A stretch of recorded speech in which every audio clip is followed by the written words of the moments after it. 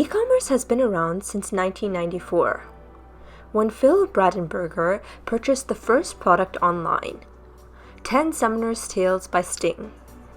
Fast forward to 2021, an estimated 27.2% of the world's population shops online.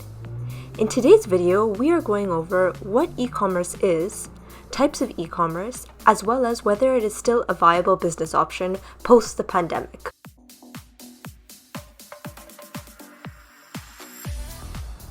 E-commerce, also known as electronic commerce or internet commerce, refers to the buying and selling of goods or services using the internet, and the transfer of money and data to execute these transactions. E-commerce is often used to refer to the sale of physical products online, but it can also describe any kind of commercial transaction that is facilitated through the internet. Whereas e-business refers to all aspects of operating an online business, e-commerce refers specifically to the transaction of goods and services. E-commerce has evolved to make products easier to discover and purchase through online retailers and marketplace. Independent freelancers, small businesses, and large corporations have all benefited from e-commerce, which enables them to sell their goods and services at a scale that was not possible with a traditional offline retail. There are 4 main types of e-commerce models that can describe almost every transaction that takes place between consumers and businesses. The first type is business to commerce, or B2C. When a business sells a good or service to an individual customer, you buy a pair of shoes from an online retailer. This is very common. The second type of business model is business to business, B2B. When a business sells a good or service to another business, for example, a business sells software as a service for other businesses to use. Number 3 is consumer to consumer, C2C. When a consumer sells a good or service to another consumer, you sell your old furniture on eBay to another consumer. The last type of e-commerce is consumer to business. When a consumer sells their own products or services to a business or organization, for example, an influencer offers exposure to their online audience in exchange for a fee, or a photographer licensed their photo for a business to use. As the pandemic peaked and stores closed their doors, e-commerce accelerated in growth to become a steady crutch for businesses to lean on during unprecedented times. Global e-commerce sales rose to $26.7 trillion in 2020, which is equivalent to 19% of all retail sales. But while this recent success of e-commerce is clear, one question still lingers. Is the online market set to remain a viable option, or will the high street make a post-COVID comeback? E-commerce is a complex and broad industry with many benefits and risks that require careful consideration. This last year has also put e-commerce on trial, for which it has passed with flying colors.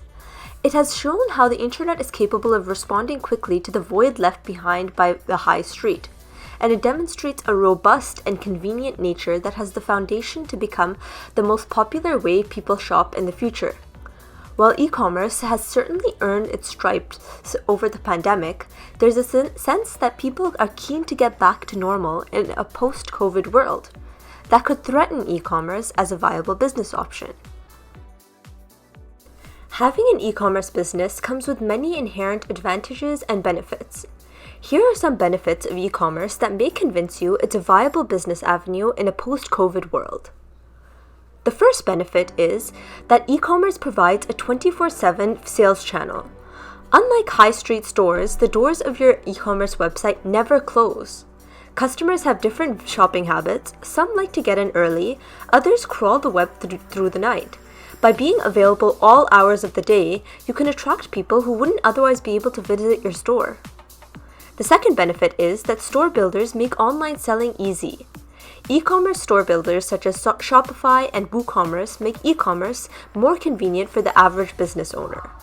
This is because you don't need to learn to code or even have extensive knowledge on web design to turn your website into a valuable sales channel.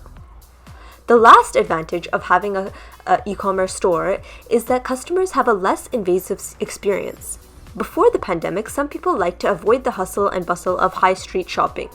but this is likely to become more common as people feel tentative about a sudden return to normality. E-commerce is simple and non-invasive. If people want to get in touch, they can use social media like Twitter, Instagram, and Facebook. Or you can add a chat box to resolve issues instantly.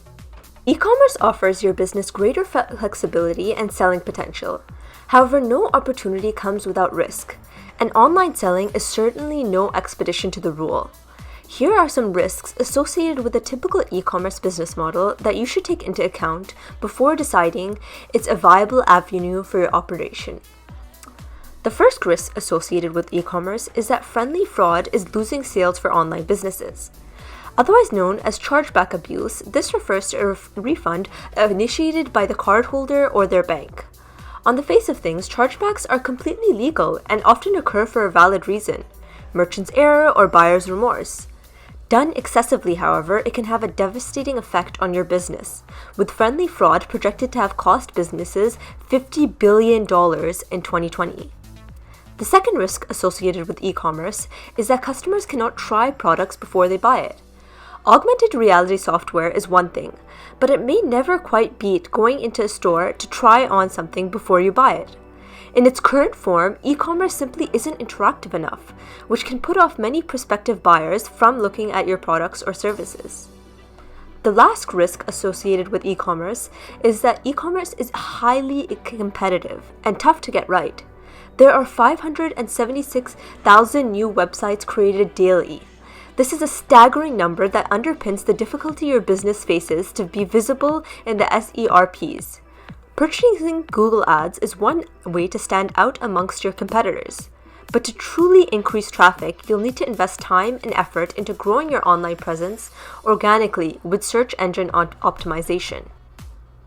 Despite the rapid growth of e-commerce and the decline experienced on the high street, physical retail remains more popular than its digital counterpart. But for how long?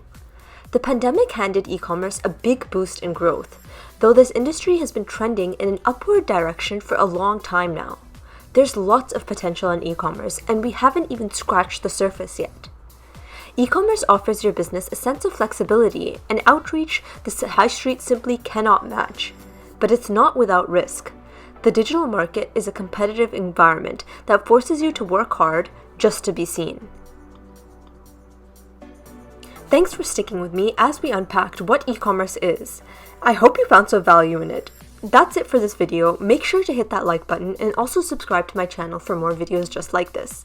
I make a ton of content about personal finance, investing, and entrepreneurship. Thank you so much for your time, and I'll see you in the next video.